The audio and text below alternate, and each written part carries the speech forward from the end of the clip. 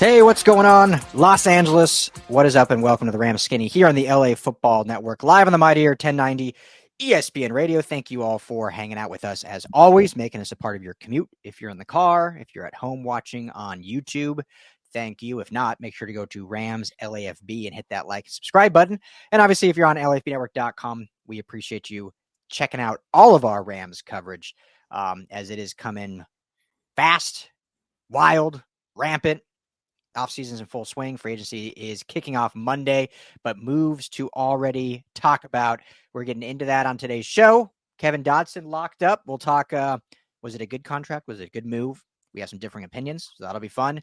Plus, a look at some of the other positions of need as we go down. You know, we talked last episode about quarterback and some secondary stuff. So we'll talk about some other positions today as well to look at for free agency. But first and foremost, as always, let's welcome in my co-host, the man with the style, rocking the LAFB sweater logo today, looking good. I'm going to ask you about that hat in a minute because I'm curious what that is. But my man, Skinny T, how you doing? Doing fantastic, man. So this comes from a local clothier, a little fashion designer, I guess we'll call him. Okay. We got Wile E. Coyote, and underneath that, "Don't Think Twice, It's All Right," which is a Bob Dylan lyric. It's spelled incorrectly.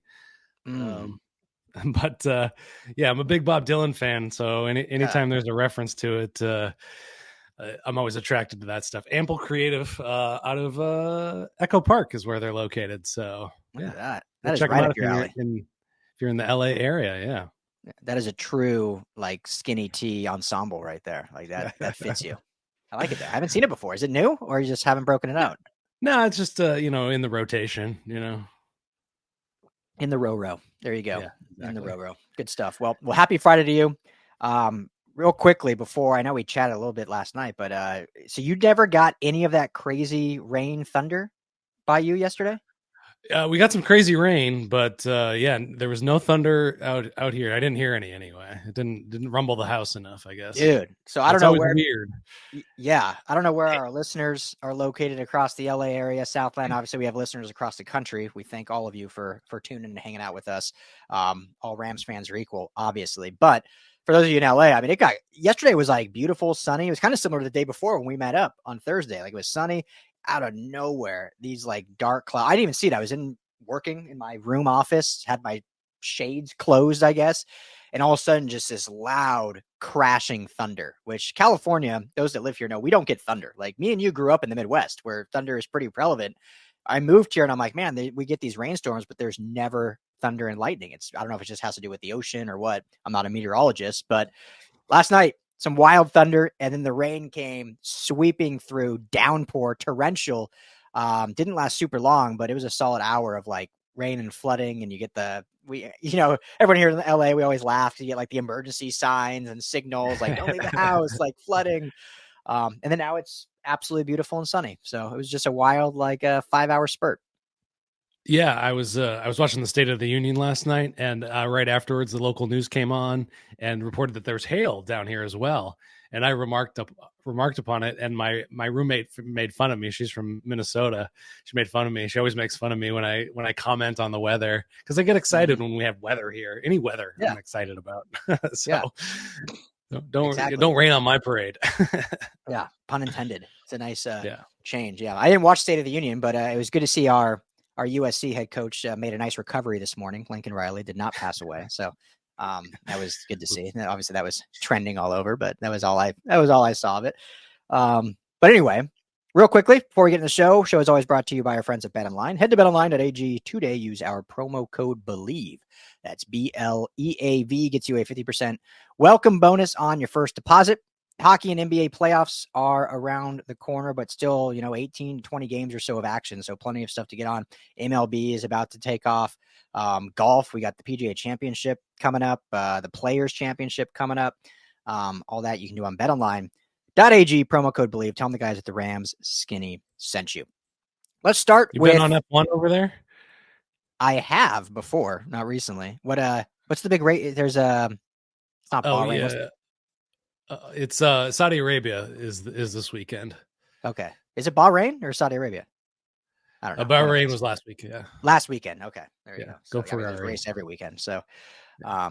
yeah, I used to be real into Formula One, and then the same driver wins every time. So I got over it. Got in a NASCAR for a little bit, which was, a lot more parity in NASCAR, but, it's NASCAR. So back to football. Kevin Dotson remains a Ram, 3-year contract, 48 million, 32 guaranteed, I believe is the numbers there. I'll let you speak more on that, but we get our guard. Me and you talked about it, and obviously courtesy of Spotrac market value, but we had said like he's probably going to garner 16 million, and sure enough, comes right in at 16 million a year. So I believe again, I'll defer to you, but like top 5 highest paid guards now in the NFL. I have some thoughts on it, but I'll toss it over to you first. Just your thought on the contract, your thoughts on him re-signing, and kind of what it means for this Rams team moving forward. Well, on one hand, I think it's a good move. He's a great guard. He unlocked the running game last year. You can go read my article. I've got some great details on Kyron Williams and how he, did much better when running through Kevin Dotson's gaps. And, I love all that. But this is a really rich contract for a guard. Like you said, he's the 5th highest paid guard. He's a $12 million cap hit this year. That takes a chunk out of that $40 million that they were working with. They still have a lot to do in the offseason to kind of get to where I want to see them. This is a move on the offensive side of the ball again. We love a good offense, but that defense is being held together by duct tape and gum. It feels like they're not investing it. They're spending the least amount of money on the defense in the entire league, 57 million. And, and Aaron Donald is taking 30 million of that. Yeah. So of the 20 some players left on the defense, they're all making about $1 million, I guess. Chump change. But I mean, you got to get some dudes on that side of the ball. And so it just worries me that, they're not going to have the kind of investment that I want to see on the defense because they've spent so much. And, you look at the top paid guards, left or right guards. Only one has made it to a championship game. The best guards don't win you championship games. You think about Leonard Floyd and Von Miller and Jalen Ramsey on that Super Bowl team. They were a big reason why they were able to get through the playoffs. The defense won them a couple of games that put them in that position to go ahead and win the Super Bowl. So, Quentin, go ask the Colts how what's it like paying a lot for a guard? How many championships have they won because of Quentin Nelson? Yeah. So it's just a bit rich. I like the player. I think he's a great player, and it kind of stated his case as to why he's good and why he deserves this payday. But you got edge rusher to take care of, you got cornerback to take care of. You got to find a kicker. You got to renegotiate Ernest Jones' contract. You got to find a center still as well. So there's a lot of fish to fry out there. And I think this is a position where you can get by with just having a guy that's good enough, not having a top paid guy there. Yeah. Yeah. I'll start. I have 2 kind of concerns, and then I'll end positively. First, I think concern is what everything you just said, but just one aspect of it is the price. I mean, it is an expensive deal for a guard that was very, very, not just good, but great last year for the Rams and came in obviously cheap, was a throwaway from the Steelers, and came in and played very, very well and gave some continuity to this offensive line. But yeah, you're allocating a lot of money to a position that is important. Obviously, all 22 positions on the football field are important. Obviously, some are a little more than others, quarterback being one, tackle probably being one, and edge being one. But guard is a very important position.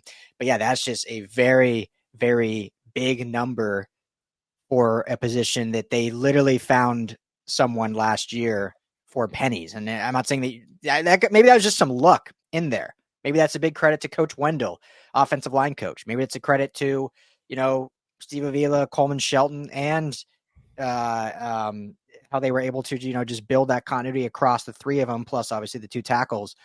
But yeah, I mean, it just doesn't leave you a lot. Now about 29 million left. I can't remember if you mentioned it before the show or right now, but they probably will try to restructure Joe Noteboom, which gives them a little more cap to work with.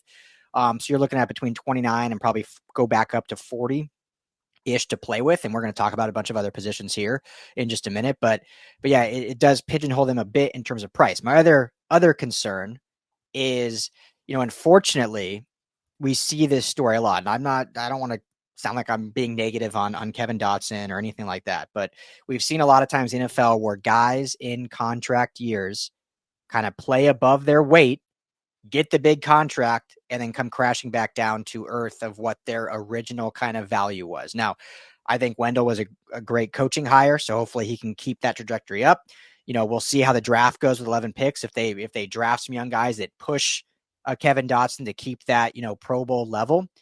But we've seen time and time again, I'm not just saying with the Rams, just across the NFL, when a guy on the bubble has been subpar throughout his career, has in a contract year, kind of breaks out, gets the payday, and then falls back down to that kind of bubble player. So I'm not saying it's going to happen. It's just, a little bit of a concern when you see a guy that's been kind of what he has been his whole career, and then all of a sudden, boom, let's give him 16 million a year and make him one of the top paid players at his position when he's really only done it for, 17 games total, 18 games if you include the playoffs. So those are my concerns. The positive, obviously, is he played very well last year. And you want to go into the offseason or go into the draft at least with some known, not just commodities, but some continuity on the offensive line. One of the biggest keys, we talk about it a lot, is continuity on the offensive line. You can't just plug and play. It's not like running back where, hey, let's just plug and play guys in. No disrespect to Kyron Williams, but offensive line, you need to have a starting five that has played together if you want to have sustainability and good play. If you have the same five 1 year and then maybe you remove one guy and put a new guy in the next year, you can still have some success. But if you're going to be switching three guys out like a turnstile every year, it's going to be really hard to maintain any kind of, not just, decentness, but for sure dominance. And with the age of Stafford and kind of this last kind of run with this group of Stafford, Kupp, and Donald, they need to have some solidifying qualities on the offensive line. There's question marks already at center with Coleman Shelton opting out of his contract to test free agency. I know they would still like to get him back, but now that price they're going to be able to pay him has gone down. I can't see them allocating, 30 million to the interior line between three guys. Because Avila, is on a rookie contract, but still a decent contract for a second round player.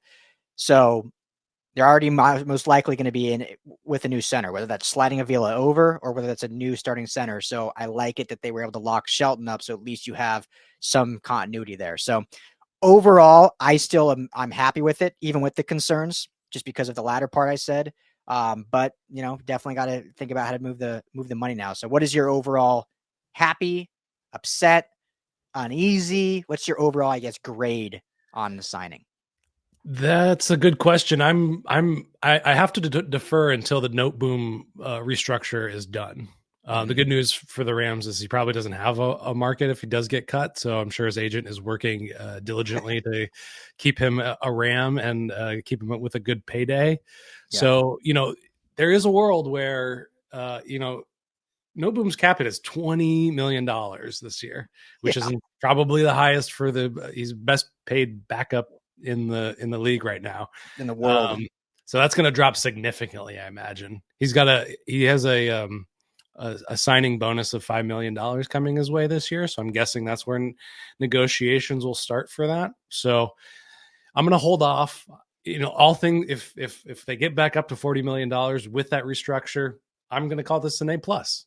Yeah. I'll call it an A. I think it's still an overpay.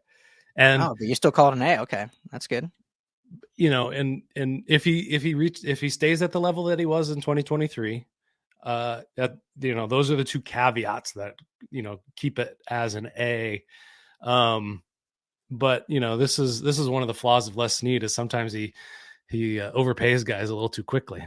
And I think that this kind of smacks a little bit of an emotional decision from the McVay side of things as well. I think he was so excited to see his offense, looking the best it has. I would say since even before the Super Bowl run, going back to the Todd Gurley years. So Yeah, I mean, there's a possibility that this could be very, very bad. There's a possibility that this could be very, very good. So, in other news, they did tender or they're planning on tendering Alaric Jackson for left tackle.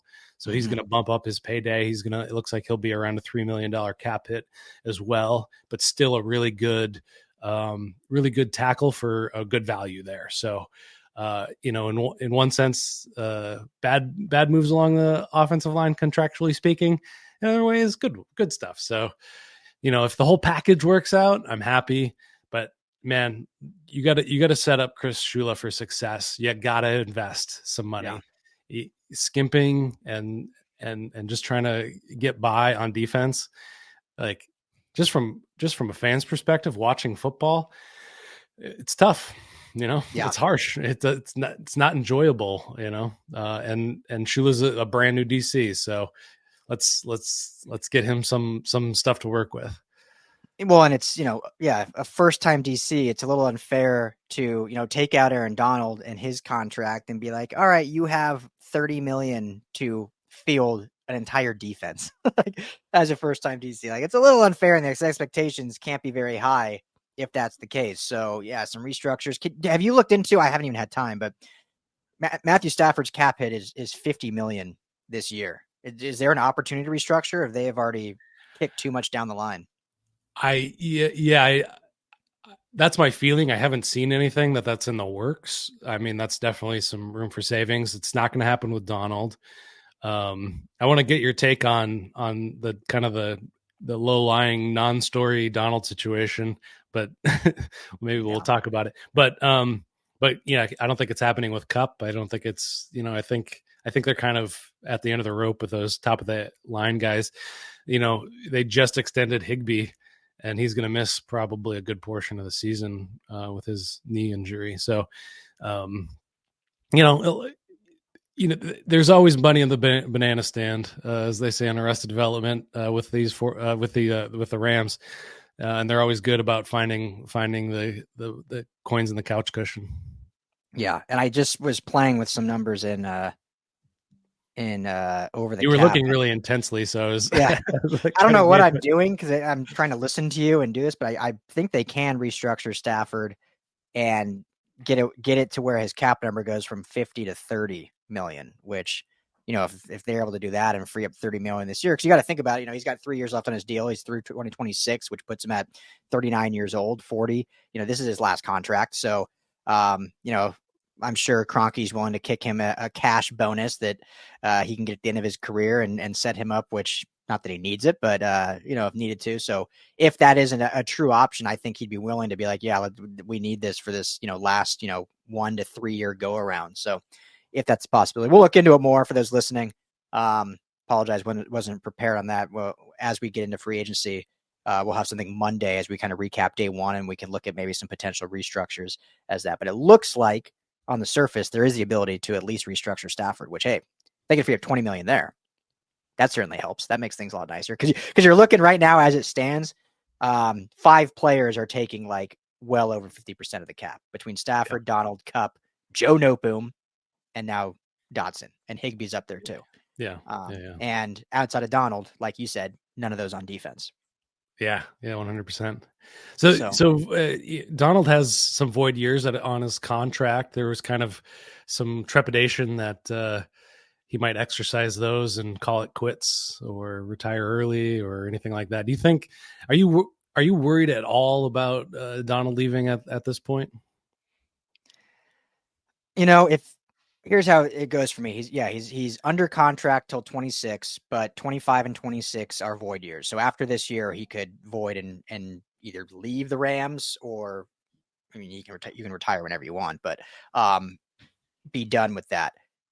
I think, and we've said this kind of a lot, like if they win this year, I think he'll hang them up. If they win the Super Bowl this year, I think he'll cool 2 Super Bowls with 2 different kind of systems in place with 2 years in between. He'll be 34, 35. He's got 3 kids. I think he'll be good with that. If they don't win this year, but they're close, I don't know why he would leave the Rams to go to another team. I think so. Basically, to answer your question, he'll either be playing through the rest of his contract with the Rams or he'll retire. I can't see him voiding and going, even though there's like, oh, he played at University of Pittsburgh, like would he go to Pitt to end his career as a Steeler, whatnot? I'll never say never, but unless the Rams are just like abysmal this year, which no signs point to that based on what last year and now what they're going to be building for, so they're on a run to be great again. Like there's no way in my mind. Like again, I'll never say never, but I would say like 99.9% there is no chance he doesn't finish his career Ram. Whether it's next year, 25 or 26, I think it depends how this year goes. If they win, I think he's done. I could see Stafford potentially being done. I could see Cup potentially being done. I could see McVay potentially being done if they win this year. If they're, divisional round or championship round or even Super Bowl and lose, I think the whole band comes back because you can't get that close and then hang it up. And you can't get that close and leave teams when you're in it unless you're going to lose everybody. So I would say there should be no worries because they're only leaving if they win it all. So quickly, I want to get your thoughts, but if you're on radio, we got to take a quick break. So we'll be back right after this with some more Rams talk. But your thoughts on that? After the season, he was on record saying that he's back for 2024 with the Rams, and everything that I know about him, I don't know him personally, never had a conversation with him, but everything I know about him, it seems like he's kind of a man of his word kind of a guy. Yeah. Like he's not going to go back on something like that. The Jason Kelce retirement, just kind of points out that even guys that are not in their accelerated age, not everybody's wants to be Tom Brady and push it all the way to the end.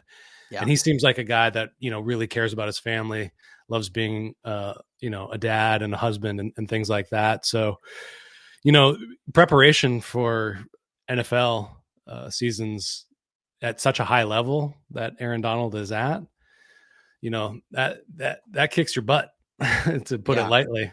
That's not an easy thing. And he puts himself through it every season and prepares himself. So,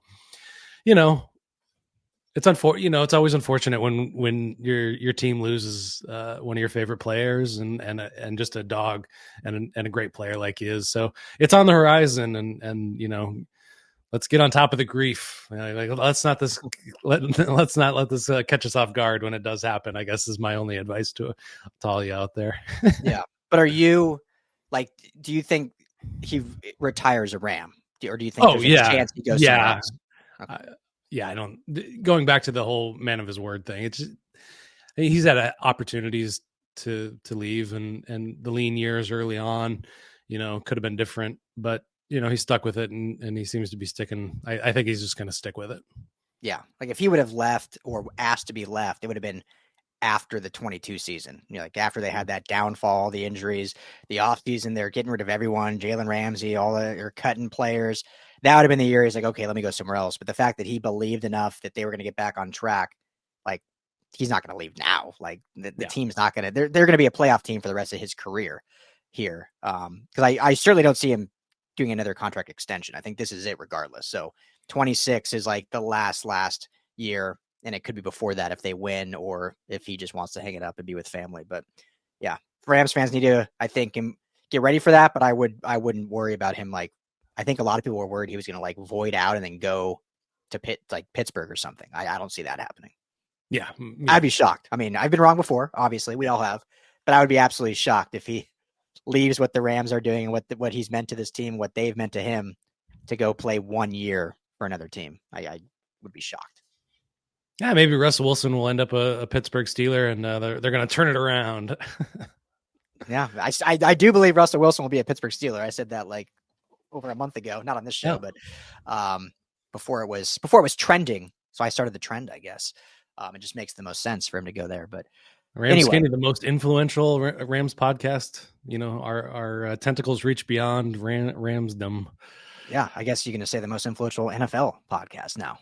Now we're entering different stratospheres, and apparently old guys too, or middle-aged. Yeah. You're not middle-aged yet. 33 right? Is not middle-aged. Yeah, I feel like it's just the hair, man. I think automatically it ages me like 8 years. Big dad. I bet people would guess I'm older than you.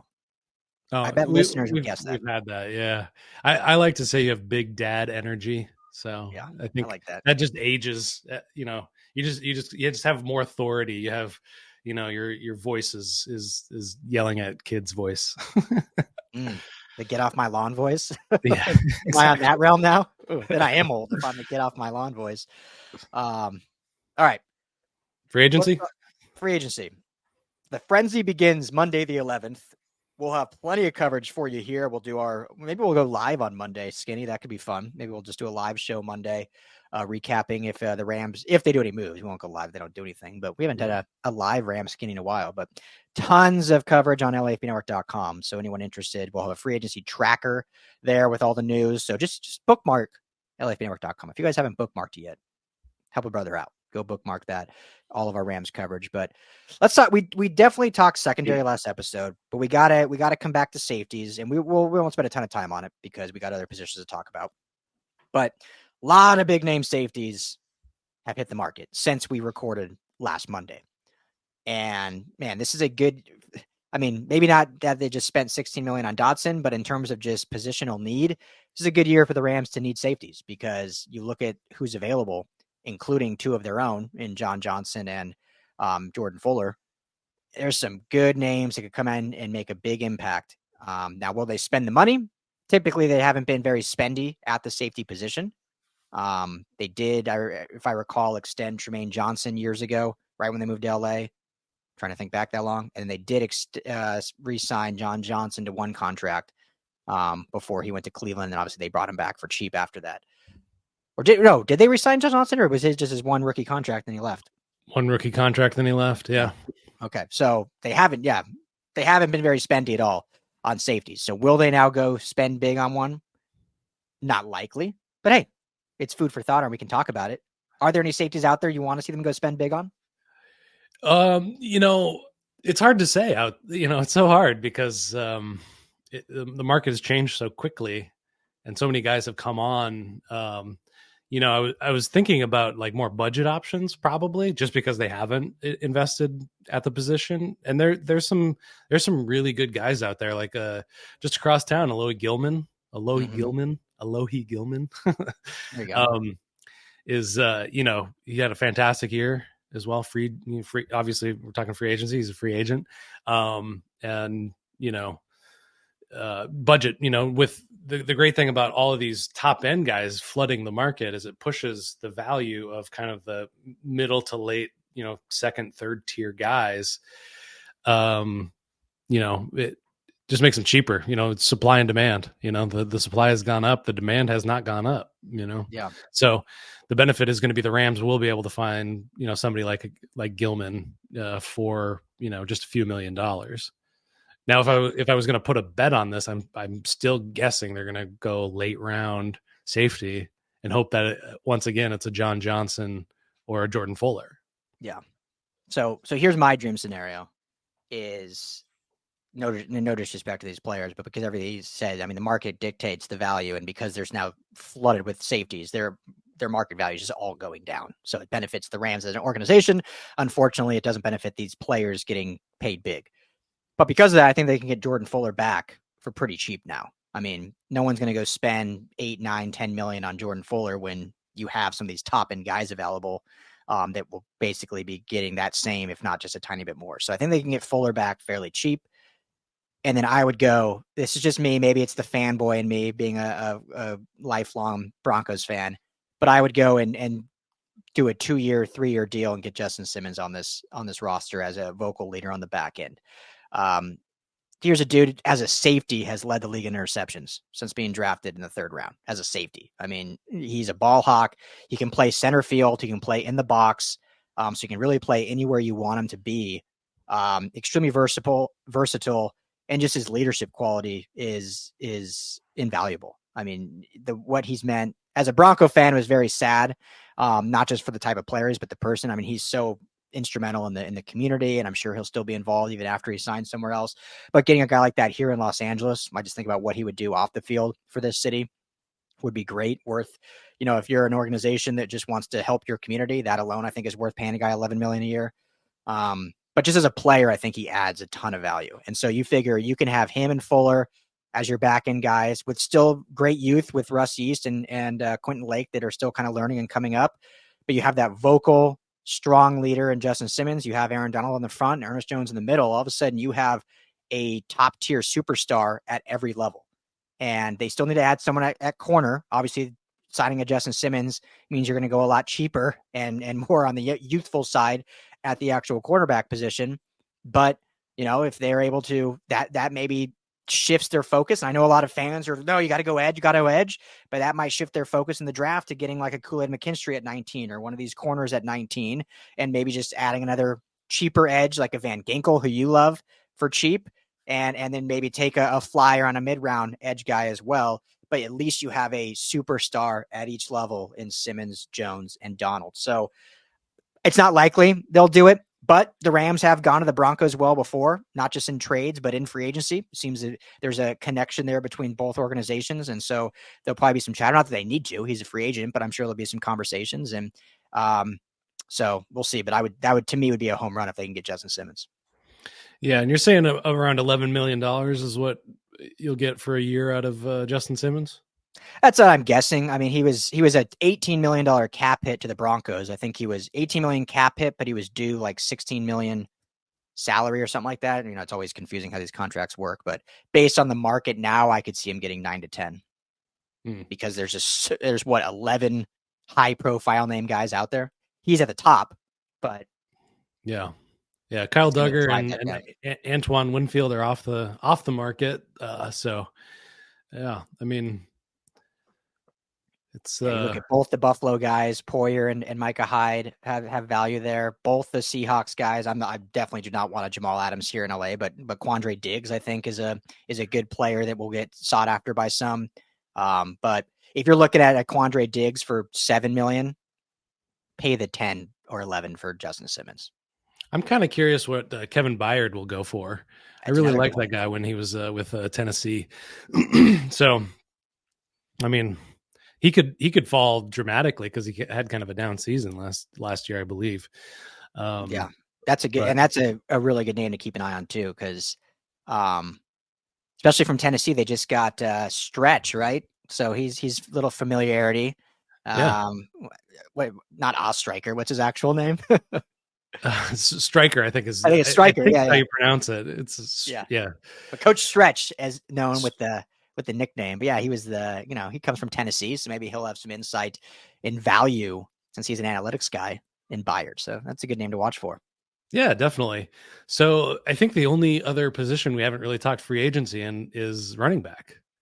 Yes, let's get into running back because this is a fun combo because the most Les Snead thing possible. We're all talking about positional value, where to spend the money. Like, okay, you can spend big at these positions, but you gotta go cheap here. Only focus on the draft. And seemingly the Rams, for the last 4 or 5 years, ever since Todd Gurley, have gone with we're going to just draft a running back every year and kind of rinse and repeat. And once that one we've drafted reaches the end of their contract, well, guess what? We have another one that's stepping up because they've been drafted. I mean, they've Darrell Henderson, Cam Akers, Kyron Williams.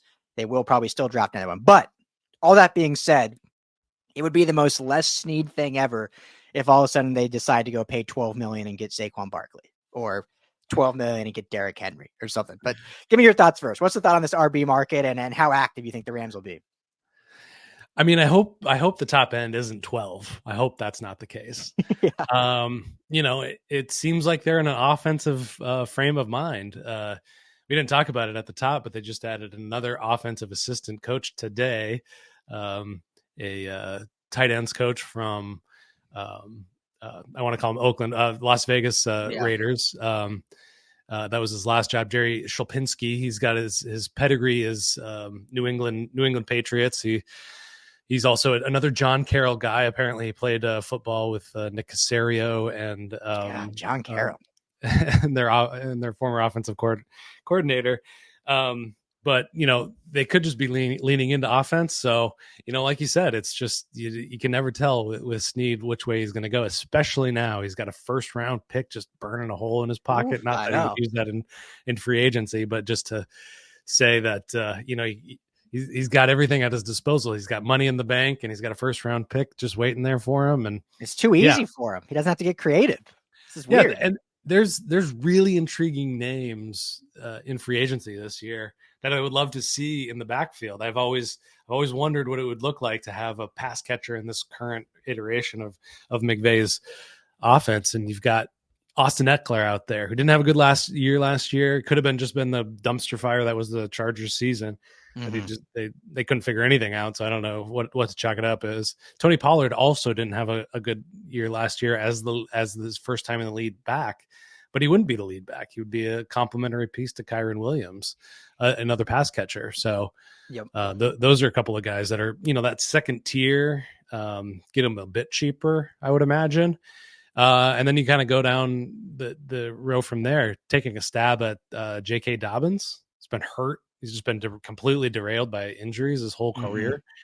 But, really intriguing speed and explosiveness when he came out of college. There was one other guy. Another one that kind of fell off. Antonio Gibson. Yeah. Just 2 years ago, he was over 1,000 yards rusher. They draft Brian Robinson, and he kind of loses his job. And again, if you want to talk about a dumpster fire, Commanders' offense over the last few years, it's you can't really trust exactly what the product was that came out of there. Yeah. So those last two guys you could probably get at pennies on the dollar, and just to try them out. Yeah. Yeah. Very interesting to see. I mean, so let me ask you this, then I'll give some names I like. Like, do you in any way, shape, or form think the Rams go after, we'll call them the big four right now: Derrick Henry, Josh Jacobs, Tony Pollard, and the aforementioned Saquon Barkley? Do you see any, and I'm not saying whether you think it's smart or not, do you just think there's any way Les Snead kind of plays his poker hand and goes for one of these big four? I would lean that they are the forward-thinking front office, and that they are in kind of the running backs don't matter camp, and that you're not going to give a running back that's over 25 any amount of money. That's what I would bet. But, perhaps the market has shifted so much that he sees it as an inefficiency that he can take advantage of. And things have been trending in that way, where teams with really good running games have been able to dominate in the league. Yeah. So, but the guys that are at the top of that list aren't on those teams that have dominated. So, yeah, it's going to be a really telling year, I feel like, to see who invests in the running backs. If smart teams go after them, I'm going to stand up and take notice. Yeah. And the Rams are among them. Yeah.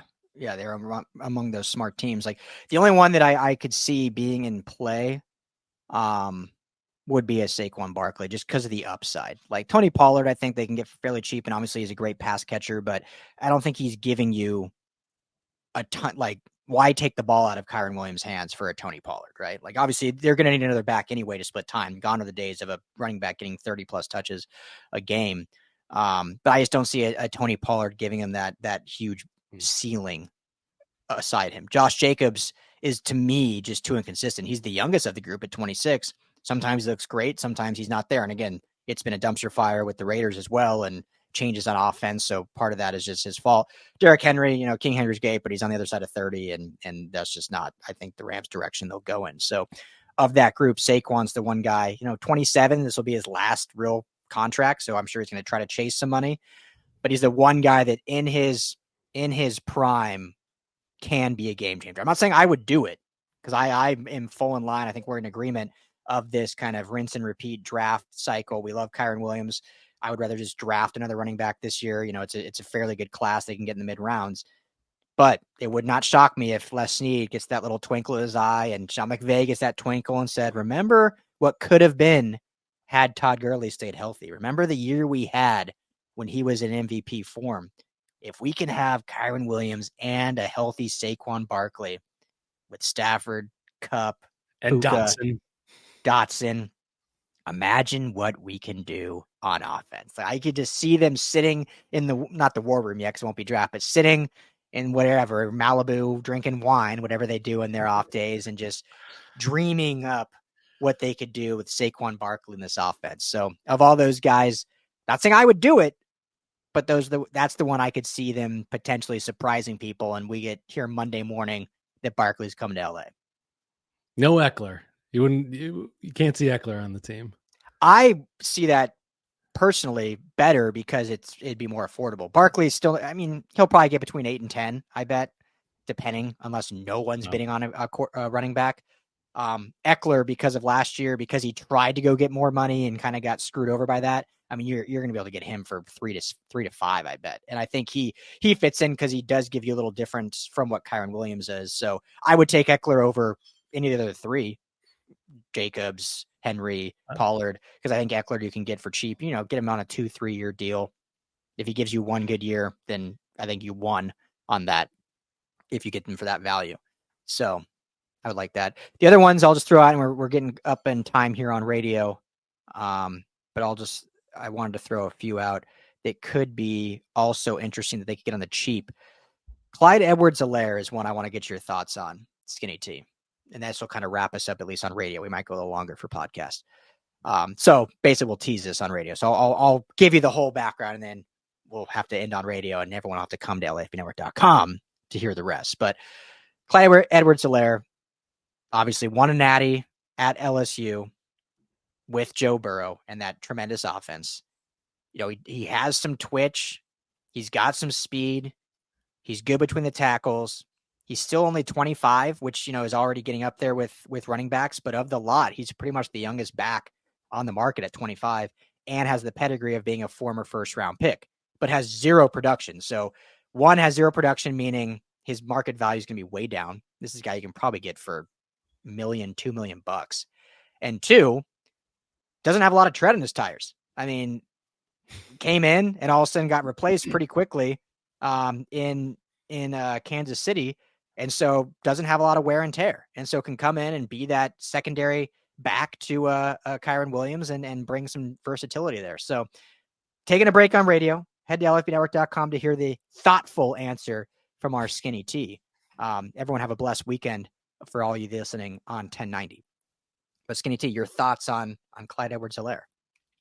I mean, there are plenty of running backs entered the NFL with great production out of college, accolades out of college, and then just fall off and never to be heard from again.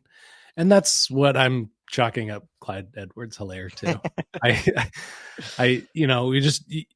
You got to be able to see it, and he played on one of the great teams of the last 4 years. He was on the Kansas City Chiefs. And obviously they're not a run first team. They got Patrick Mahomes. He's kind of an afterthought, but they invested pretty good draft capital in him. I think he was the 32nd pick that year. Mm-hmm. First round, yeah. So it's, if you don't see it in that first contract, I just don't see it there. I don't think he offers enough versatility from Kyren. Kyren's a little bit taller. They're both about 5'8", I would say. Yeah. Ryan size. Yeah, exactly. Neither particularly speedy. If he had some sort of like blazing speed, I could see it, but I just haven't seen anything from him that I'm checking the mark. And if nobody signed him and he's kind of hanging out there and wants to take kind of a prove it contract, he'll look good behind Dotson. I can tell you that much. I think just about any back's going to look good there. Boom. That's why they invested, Skinny T. That's why they invested $16 million per year in Dotson. So any back will look good running behind those nice thighs. Didn't think I'd be able to get that in. All right. Last thing, and we'll wrap up. Last thing I want to throw at you, and we'll be done here. Another name that intrigues me a bit, just because it's a pure size difference from Kyren Williams. AJ Dillon out of Green Bay. Talk about tree trunks for thighs and a bruiser.